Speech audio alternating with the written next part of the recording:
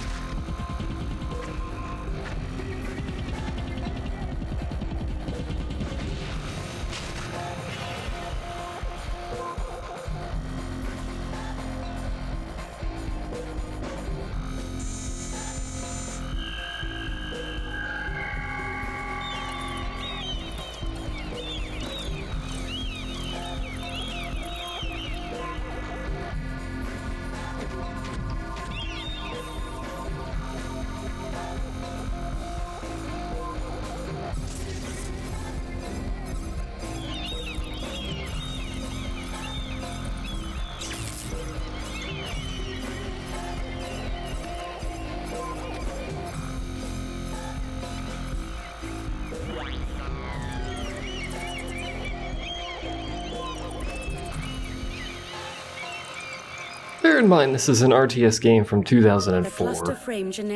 When you see stuff like that. Prototype number 39 of 12 is prepared for Legate testing.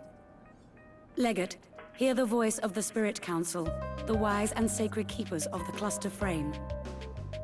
There is also a part of this story which I will have to figure out some way to splice in on my own time, because while I was testing, it's supposed to do a sequence of story, background story essentially, that just got stuck when I was testing and I had to click skip. So I'll try and figure out a way to splice that in on my own time. But that thing you saw in the video there is where this game gets its name. It's called a perimeter for a reason. You can deploy those big, huge bubbles to protect yourself, and that would be your perimeter, and that is a fairly large part of the game. We'll be using those a lot. But anyway, we are prototype number 39 out of 12. I don't really understand how that works, but that's what it is. And we are here for Legate testing. Our great city must continue its journey under your guidance. You alone command the frame. Your very destiny is to abide by the will of the spirits and lead our frame to safety. The Spirit Council's wishes are transmitted through me. Terminals have been created in each frame to counsel and assist you, Legate.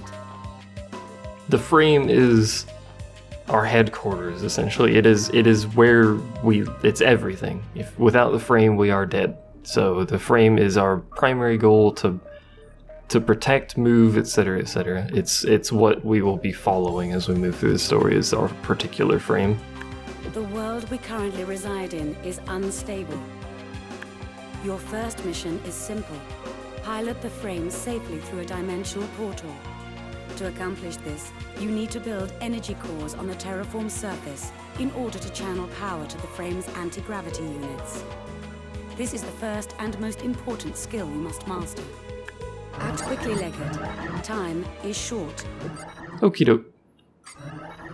So as she said, the frame does have anti-gravity thrusters, whatever she called them, which allows it to float. There's our frame, doing its floaty thing. You can also attach it to the surface, which makes it vulnerable to subterranean units and stuff like that, but it's not a big deal. Here to get power to the frame. Yeah, Once power to the energy frame. core is complete, start moving the frame towards the portal. So there's another gimmick in this particular game, which we'll use more in later missions. Not at all in this mission, but I'll show it anyway. Which is the terraforming, which all comes from these little dudes here, these brigadiers, and apparently it's very difficult to zoom in, so pardon the clicking noise from my mouse wheel, but... Terraforming initiated. So you can see it sends out these little drones, and we can zoom way in, but for some reason my zoom wheel is real slow. They'll gather up dirt, you can see those little potholes they made, and they'll spit it out in terraform terrain, which allows us to build on it. You cannot build on terrain unless it has been terraformed to a flat state, as you can see here. You can only build on the flat stuff. Now, as she said, this planet is unstable. You might notice little cracks, doing little crack things. Terrain like that can be fixed. For instance, we can tell our brigadiers to do this, or my brigadier, because I only have one. And they'll gather up some resources. Continue Seen building there. energy cores and moving the frame towards the portal. Frame May as well belongs start to you, moving you Legate. over here. Moving to coordinates. And they'll take that dirt and they'll go fill in all of these little cracks over here, which will protect our buildings, which doesn't matter because we're leaving these behind. But they'll protect our buildings from any damage from the terrain. Which apparently this one is under attack because of the terrain under it, so... Frame belongs to you. Yeah, it's sat on a crack there. Either way, it doesn't really matter, this mission's super easy.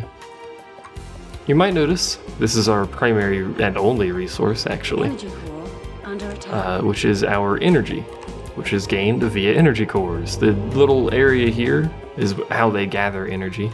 If they have a smaller area, they gather less energy, to the best of my knowledge. And moving our frame here, it can only move if it's connected to an energy core, under attack. if you're curious. Buildmaster waiting. You guys stop doing that, Brigadier come over here. online. Coordinates received. The cracks grow larger.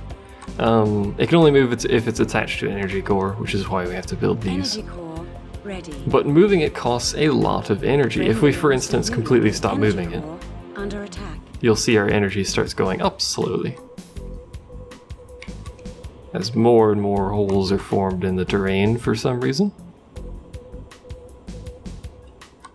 For some reason, one of my dudes just dug a huge hole in the terrain. Oh, they're still trying to fix this. And there goes that building.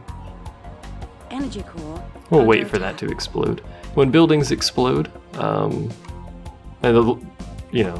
eventually you won't be able to build stuff here because of the terrain and all that. But when buildings explode, they leave a little hole in the ground. They're like slightly deformed terrain, so you can't rebuild buildings without flattening the terrain again if something is destroyed. We should be real careful, actually. Moving frame. We should probably go before we lose that energy core. So you can see there's a little hole from where it exploded. My poor little drones are trying to keep it all safe over here, but whatever. We can also tell them to just ignore that so they stop doing that, because it doesn't matter. The more deformed the terrain is underneath a building, the more damage it will take over time. So you can see this particular energy core here is actually starting to take quite a lot of damage. And if left to its own devices, it will eventually explode. I forgot we need an energy core there. That one exploded. So eventually this level will become unbuildable, but in order to actually meet that requirement, you're going to take like half a century, because it's a very easy mission. And that's the first mission done. The missions get very, very difficult. This is not an easy RTS game. And we will see that later when I have to do, like 900 jump cuts before I actually finish a mission, so. Not bad, Leggett. Although your actions may not have been optimum. Yeah. Don't talk to me like Look at that. the scheme of worlds. The Exodus frames are moving through the universe from one world to another, building portals on each world to create a unified chain. Our frame just moved to the next world in the chain through an Omega portal. An Omega portal. This is us, as the arrow indicates. There's our little frame. There are also other frames floating around. There's one right there. This is Zodiac frame, Freeborn, routers over there. There should be one over here, Existor. There should be one down there, but it's not saying a frame. There's Pioneer over there. There's a bunch of frames. Some of them are friendly, some of them are not. That's like the whole point of an RTS, is there are unfriendly people, so. Leggett of Cluster, the time has come for you to protect our frame from the Scourge. The Scourge are the creatures that, and she'll sort of explain it in a moment here, the Scourge are the creatures that live on the planets, and they will become progressively more dangerous as the game moves on, obviously, so they will always be a threat. Some believe that the Scourge is created from our own thoughts and fears due to their nightmarish appearance. Their form encompasses many different creatures that rise from the ground itself. We believe the Scourge is some kind of protective mechanism, and that our presence alone gives them sustenance. What we do know of the Scourge is that they await us on virtually every world, and will stop at nothing to destroy us. We must escape this world at the earliest opportunity. Indeed. Long ago, the Spirit Council gave us the Perimeter, a protective field which can defend us from the Scourge. Now it is time you learn to use it. We need you to protect us while the frame recharges its navigation spiral. This device is essential for interdimensional travel between worlds. The frame must be installed onto the world's surface and connected to energy cores for the spiral to charge. Good luck, Leggett. Indeed. Now, the particular Scourge in this mission aren't much of a threat. The flying ones can be dangerous, but the ones on the ground do basically nothing. They cannot traverse, quote, claimed territory. So the territory that has a colored ground on it. They can't traverse that. They will just die when they touch it, which does deform the terrain. So that is a thing. You do not have enough room to install the frame, Leggett. You What can you on build about? more cores Don't to increase squeak at me, energy game. extraction. Of course, Leggett. Coordinates, receive. I should point out that my mouse is messed up, so if you hear like a Windows sound, not that squeak is terrible, I apologize. Ready. Scourge activity detected. But if you hear like a Windows sound, like I've unplugged something, that's just my mouse being stupid. So you can see as these guys Terraforming touch, initiated. that guy's kind of floating. You see, as these guys touch our territory, they'll deform it slightly and then just die. That's their purpose in life, basically. So they're not much of a threat. We don't need to worry about them. Probably shouldn't have done that, because, you know, dudes are right there, but whatever. Now what I should probably do is actually... Nah, we don't actually need that, it's alright. This game is very slow, that's how it is, unfortunately, so... We can't terraform that, and we're set in terraform everything else already. Oh no, we're already set in terraform that, whatever. We only have the one Brigadier. We can get more Brigadiers if we so desire, but shield for the time being, we should probably activate that shield for the flying dudes that are showing up. Activating the perimeter causes you to very, very, very rapidly lose energy. Coordinates received. And I took too long to build the energy cores on this side, so these little dudes are going to be annoying. They're just going to blow that up too. Building disassembled. We'll just wait for them to get there. Shield deactivated. If you build enough energy cores, you can select individual ones and turn the perimeter on for just that energy core, which isn't a terrible idea. They're not going to let me build because they're being lame. Yeah. So instead, we'll just do this. We'll do this mission the boring way. Assuming those dudes don't come destroy everything I own. Active. Energy core ready. Like so. And I'll just keep building energy cores to gather more resources. This one right here is going to be the one under the most attack. So if we can just have that one permanently running, we'll be alright. Otherwise, we're basically just existing. And of course, we can speed up the game in single player. Energy core ready. Which we don't beep at me. Which we will do. And we've actually stabilized our power. Although you need to turn it on now. Active. That was close. Critical danger. Energy core under attack. Critical danger? Alright, let me build that, are they? Oh, they might let me build that. Ready. That's alright. Scourge activity detected. Are there gonna be flying dudes coming from there now? Energy Probably. core ready. Core shield generator active. So we'll just turn that one on and they'll all die and we'll have a grand old time.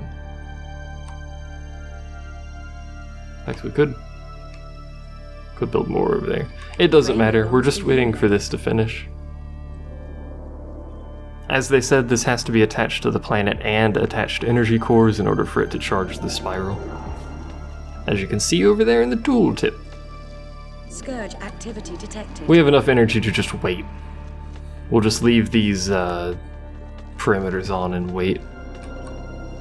Alright, I forgot the perimeters will eventually run out of power. I forgot about that. That's what this little meter is. They'll turn on back. There you go, automatically. Frame belongs Words. to you, Leggett. I don't know how words work, leave me alone. So I really should be micromanaging those, but it's fine. My Leggett, spiral is the charged. portal is opened. So we can detach from the surface and leave.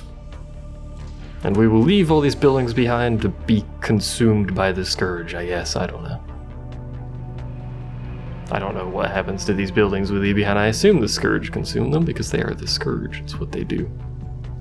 Look at them go, being all Scourge-like and stuff. Congratulations.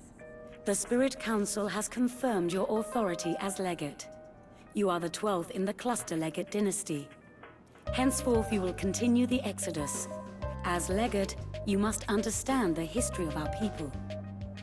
So I believe this is the part that broke when I was testing, so it might break again, and then if it does, I'll edit something in. If it doesn't, here we go, I guess. The Archive tells us that there were 3 worlds created by the ancient spirits. The spirits also created man in their image to live upon these worlds. A prophecy in the Archive states that humans will carve a path through chaos and achieve salvation. Long ago, humans and spirits began building vast moving machine cities called frames on the 3 root worlds. These frames were given the mission of discovering new worlds that could sustain life. Each frame was home to over 100,000 people and 100 spirits.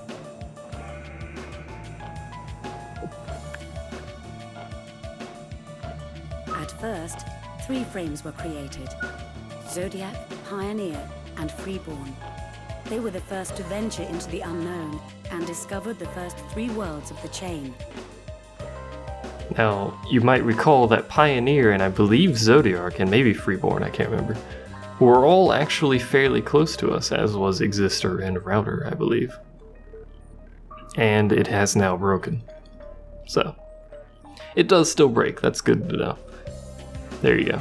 There is more to this, trust me. It doesn't just end. It's supposed to do something. I think it's the frame rate. I'll have to do something here and try and get it to work, but I'll edit in the rest of this here, I suppose.